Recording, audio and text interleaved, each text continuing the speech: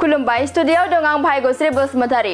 मिरु एपिपिएलनि दैदेनगिरि बीना गयारिया बिसिडिसिनि सिङाव थानाय मावथिफोरखौ बरायनायजों लोगोसे बोथिसे ओंखाम जाहोदों।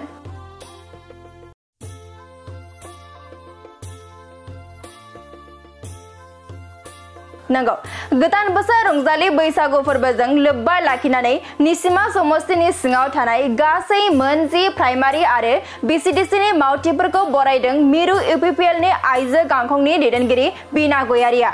गोबां खस्थ'नि गेजेरजों हानजानि खामानि मावनाय निसिमा बियाबनि गासै मोन 10 प्राइमारि आरो बिसिडिसिनि बिबानगिरिफोरखौ गोदान बोसोर बैसागु बोथोरनि गांसे आर'नाइजों लोगोसे गावनि न'आव जयै बोथिसे ओंखाम जानायनि हाबाफारि बानजायदों मिरु एपिपिएलनि दैदेनगिरि बीना गयारिया।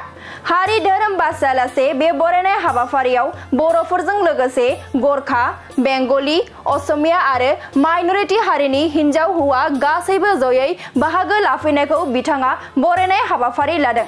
लोगोसे गोदान बोसोर रंजालि बैसागुनि बयनिसिमबो गोजोन आरो गाहाम हामलायथि जासिहरनायजों लोगोसे फैबाय थानाय समफोरावबो हारि धोरोम बासिलायाजासे गाजा गोमजायै रंजालि बैसागु फोरबोखौ फालिलांबाय थागोनखौ बिथाङा हास्थायो।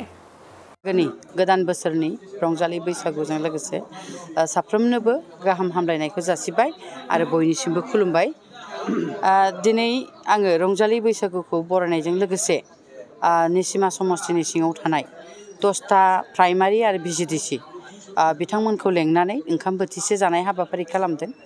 दिनै बिथांमोनखौ जा एसे दरसे मोनजायो बयबो फैनानै जाफैनांगौ होननानै हांख्रायनायलाय मोनफ्रोमबो बिसिडिसि आरो प्राइमारिनिफ्राय बिथांमोना नुजाफैदों। साफ्रोमनोबो दिनै बोसोर गोदाननि गाहाम हामलायनायखौ रायजो राजा आइ आफानिसिम जासिदों। मिजिं थिदों जे आफा इसोरा आनान गसाइया साफ्रोमखौबो मोजाङै मोजां लाखियो आरो नैबे बोसोर गोदानजों लोगोसे न'खरफोराव मोजां मोनसे गोदान गोजोन हामलायनायखौ साफ्रोमनिबो न'खराव लाबोयो आं बेखौ मिजिं थिदों आरो आफा इसोरनिसिम आर'ज गाबदों। बेयाव गुबुन गुबुन हारि माहारिफोर फैदों, गरखानिफ्रायबो फैदों, आइजो आरो हौवा माहारिफोरबो फैजोबदों आरो बेंगलि, असमिया, माइनरिटि आइजोफोरबो फैदों, बिथांमोनबो बाहागो लाफैदों। आङो प्रत्येक बोसोरावनो रंजालि बैसागोखौ फालियो, बेबायदियै फालियो।